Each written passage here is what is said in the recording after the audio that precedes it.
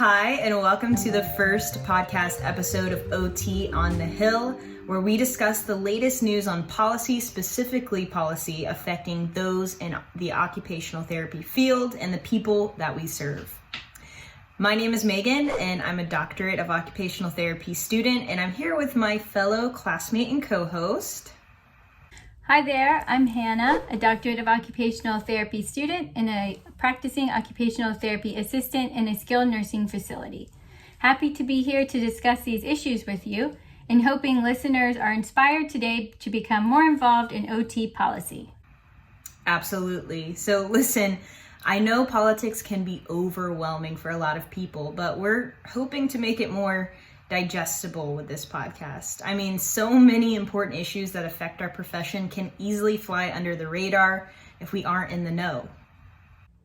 Right. And on the flip side, occupational therapists can create such a positive difference in their lives and their clients' lives through advocating around legislation.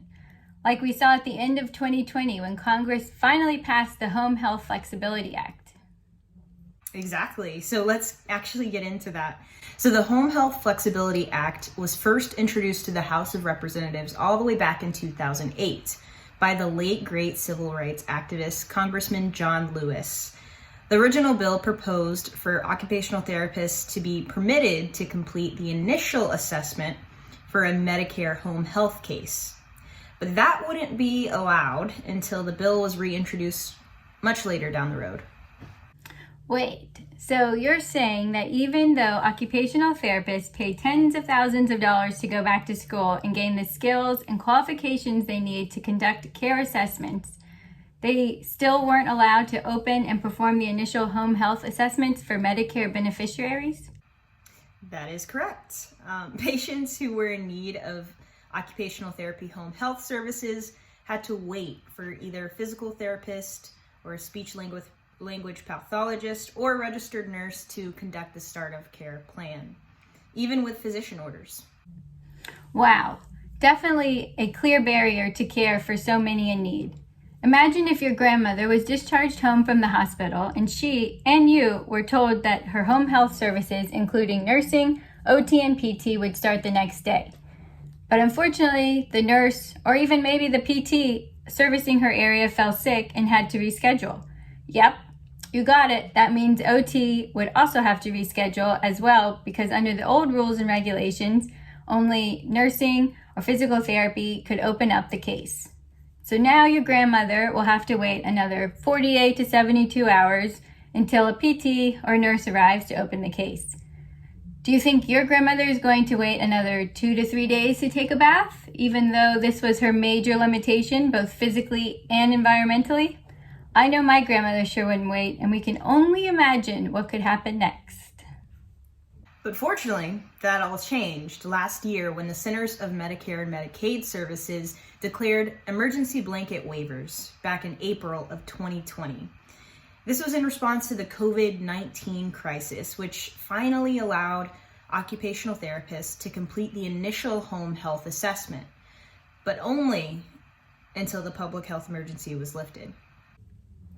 These are the same waivers that allowed occupational therapists to finally start receiving payments for teletherapy services, right?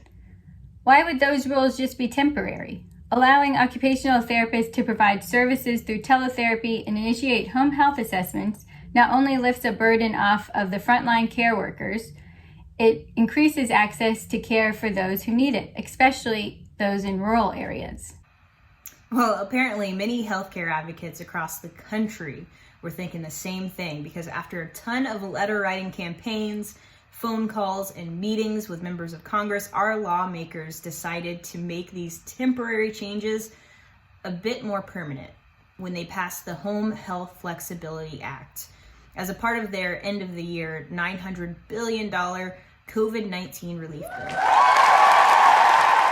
But wait, don't celebrate just yet. As amazing as that news is, there's still a ton of work to be done. CMS must still issue a rule to make that provision effective, and they are required to do that no later than January 1st, 2022. But AOTA will be urging them to act much sooner.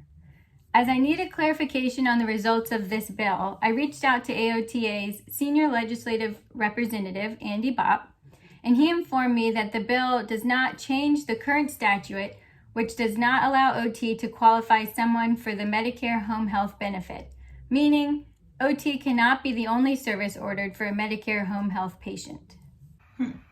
So a step in the right direction for occupational therapy, but there's still opportunity to advocate for the profession and the value and skill sets that occupational therapists have, especially in the home health care setting. Yes, definitely.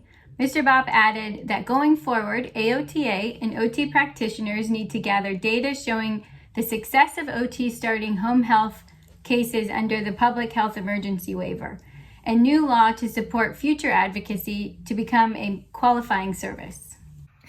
So lots to do, and thank you for informing our listeners, Hannah.